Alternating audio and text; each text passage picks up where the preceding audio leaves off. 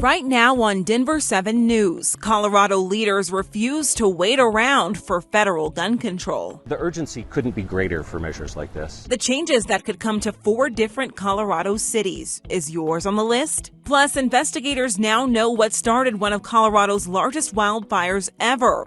How it's tied to some things you might have done before. The Avs are already up by 3 in the Western Conference Finals, and we're hoping to get another win today. A lot doesn't change when we go on the road or at home.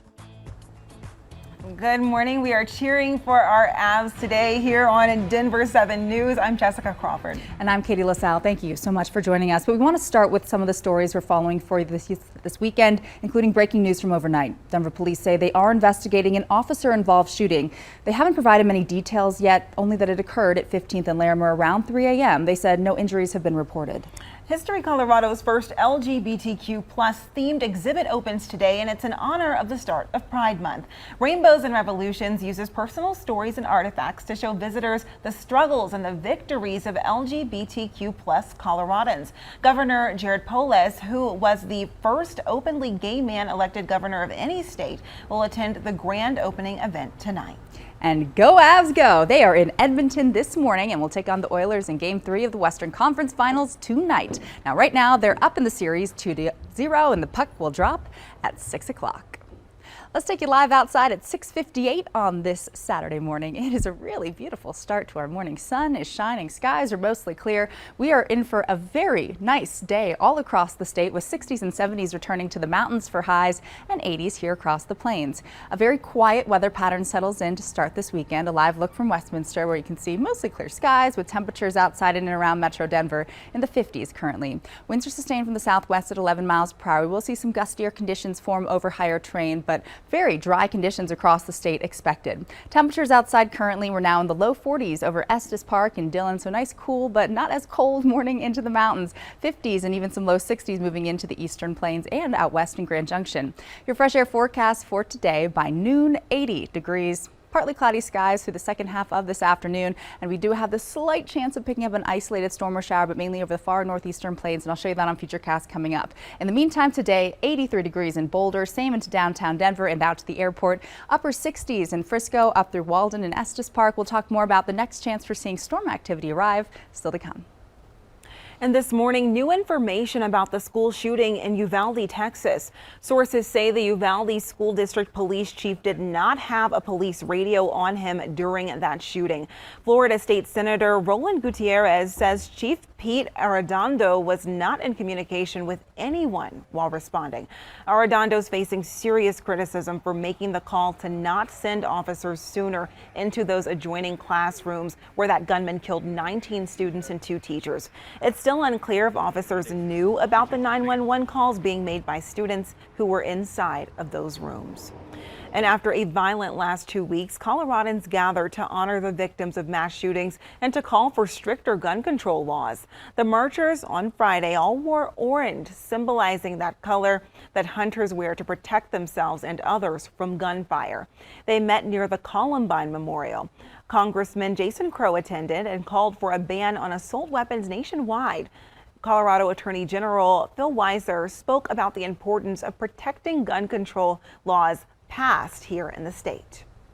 A bipartisan group of U.S. senators are negotiating a potential agreement on gun control and safety measures. In a rare evening address to the nation on Thursday, President Biden demanded that lawmakers act, putting forth several proposals. We need to ban assault weapons and high-capacity magazines. And if we can't ban assault weapons, then we should raise the age to purchase them from 18 to 21. Strengthen background checks. Enact safe storage law and red flag laws. Repeal the immunity that protects gun manufacturers from liability. Address the mental health crisis, deepening the trauma of gun violence and as a consequence of that violence. The House next week could vote on a package of bills named the Protecting Our Kids Act, included as a measure to raise the age to purchase a semi-automatic rifle to 21. And while there is discussion to push for tougher gun laws at the federal level, some Colorado cities are not waiting for Congress to act. Denver 7's Christian Lopez joins us live now. And Christian, 4 cities plan to consider gun ordinances next week. They are, and all cities are in Boulder County, and Boulder County has been through a mass shooting before, so now they're looking at making changes to their gun laws. The 4 cities that are looking into these changes are Boulder, Louisville, Superior, and Lafayette, and they're looking at possibly banning the sale and possession of assault weapons and magazines that contain more than 10 bullets, raising the age to buy a gun to 21, outlawing open and concealed carry in sensitive places like hospitals, schools, and places of worship, establishing a 10-day waiting period to purchase a rifle or a gun. Tim Howard is a member of the Superior Board of Trustees, and he believes that if this is passed, these ordinances can serve as a wake-up call for lawmakers. My hope is that with municipalities adopting these type measures, that the state legislature will take forward a number of these for potential statewide adoption, and as or more importantly, that Governor Polis will look and recognize this is what the people of Colorado want. City Council members in these communities will be discussing these proposals on Tuesday, and of course, we will let you know what comes out of it. Live this morning, I'm Christian Lopez, Denver 7. Christian, thank you. Officials are working to put out the latest wildfire that sparked in southwest Colorado.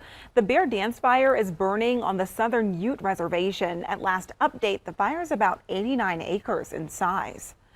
Investigators have now determined the destructive East Troublesome Fire in Grand County was caused by a human. The wildfire, one of Colorado's largest ever, ignited in October of 2020.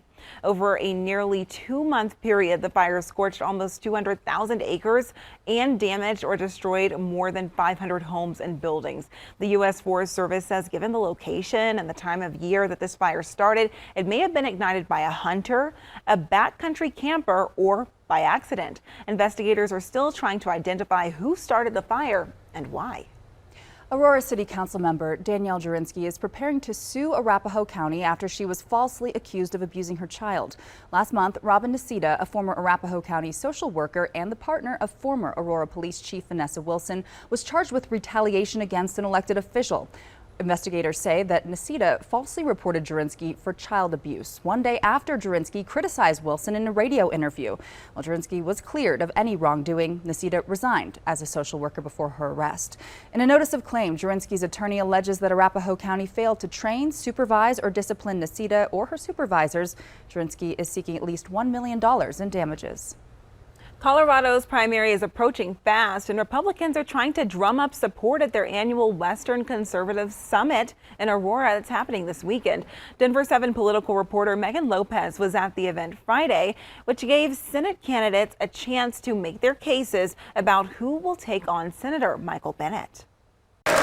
At the Western Conservative Summit Friday, a who's who of Colorado Republican voices, a chance for candidates to make one last sales pitch to voters before primary ballots begin to go out. This midterm election, once again, there's a lot at stake, from inflation to abortion access to the gun debate. If Colorado's Senate election is a referendum on Joe Biden's America, we will win. But before the general election, a referendum within the Republican Party that's highlighted in 2 candidates running for U.S. Senate. On one end, Representative Ron Hanks. We are at a crossroads. A candidate who spent much of the run-up to the midterms talking about election integrity and questioning the 2020 results. Something. Is the country on the right track? No. No, Biden has been a disaster. He didn't address at all at the summit, instead focusing his talking points on border security, banning abortions, and dismantling the Department of Education. Are we the party of life and liberty? I believe we are. On the other end of the spectrum, Joe O'Dea, a more moderate candidate who doesn't believe the election was stolen. I may be an outsider, but I'm a conservative at the core. He focused on national issues like inflation and the role of government during his speech. But on the gun debate, he repeated something Republicans like Lauren Boebert have said repeatedly. We have hundreds of laws on the books about guns, but you can't legislate against evil. Conservatives who attended tell Denver 7 they're focused on major national issues. Energy independence. National security, I think, is one of the main concerns. Freedom for parental rights. But they also admit election integrity will inevitably play a role in the primary, as will overall electability of candidates in the general election. Can't keep complaining. We have to be more active. We have to participate. It comes down to the same. It's like, who is going to be standing on the principles that protect my freedom? There is an ideology in their minds that they don't want to have rhino initiatives. So the midterms could be a referendum on the president, but the primary will define the direction of the Colorado Republican Party. Megan Lopez, Denver 7. As a reminder, Colorado's primary is June 28th, and starting next week, Colorado clerks will start mailing out those primary ballots. Along with it, you'll likely get a text from a service called Ballot Tracks. It allows you to sign up to receive text alerts at each stage of the voting process. That way you can track your ballot all the way to it being verified. Well, it is the weekend, and that means it's time for our Denver 7 Things to Do. Well, the largest used book sale in Colorado is happening this weekend at the Jeffco Fairgrounds. The Whale of a Used Book Sale runs through Sunday, and you can browse thousands of books, DVDs, and CDs. Tickets cost between $5 and $10. It is also the final Elephant Rock ride on Sunday. This ride has raised more than $1 million for local charities since 1987. There are 3 courses this year. It starts tomorrow morning at 6 a.m. at the Douglas County Fairgrounds. You can register in person. And the 5 Points Jazz Festival returns in person this weekend. A parade starts at noon today to kick off the festival. Now, this festival has 50 bands playing live music on several stages all over Welton Street. Well, the party across the pond rages on this morning. However, Queen Elizabeth is having to miss out on many of those activities. Plus, spreading germs has been a major concern during the pandemic, but that's not stopping one restaurant for letting customers lick the walls? Yeah, we'll explain coming up.